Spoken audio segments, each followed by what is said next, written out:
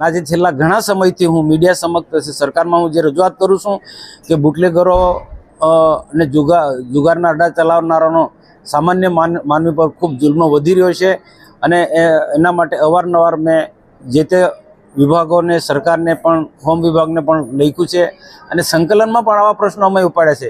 રાજપીપળાના ધારાસભ્ય ડૉક્ટર દર્શનાબેન દેશમુખ સાથે પણ અમે જિલ્લાના એસપીને પણ અમે રજૂઆત કરી હતી અને આવા અડ્ડાવાળાના નામ પણ આપ્યા છે।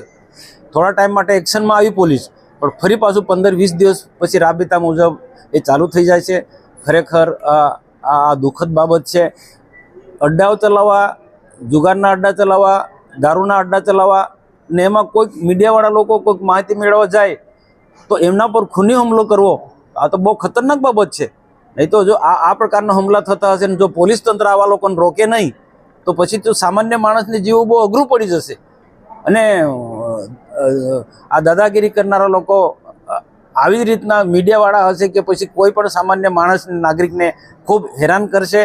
તો હું રાજ્ય સરકારને પણ હું ધ્યાન દોરીશ અને પોલીસ વિભાગને તો હું ખાસ આગ્રહપૂર્વક વિનંતી અપીલ કરું છું કે કેટલાક પોલીસ અધિકારીઓ એલસીબીના ખાસ થોડા દિવસ પહેલાં નામ પણ આવ્યા હતા, પોલીસના એલસીબીના જમાદાર, એલસીબીના કોન્સ્ટેબલ, એલસીબીના પીઆઈ સહિત બીજા એની સાથે જોડાયેલા આ બધા જ લોકો આ ભાગીદાર છે। હું તો સ્પષ્ટ મારો આક્ષેપ છે, બાકી એમના સહયોગ વગર આ રીતના બુટલેગરો કેવી રીતના એટલા બેફામ બની જાય।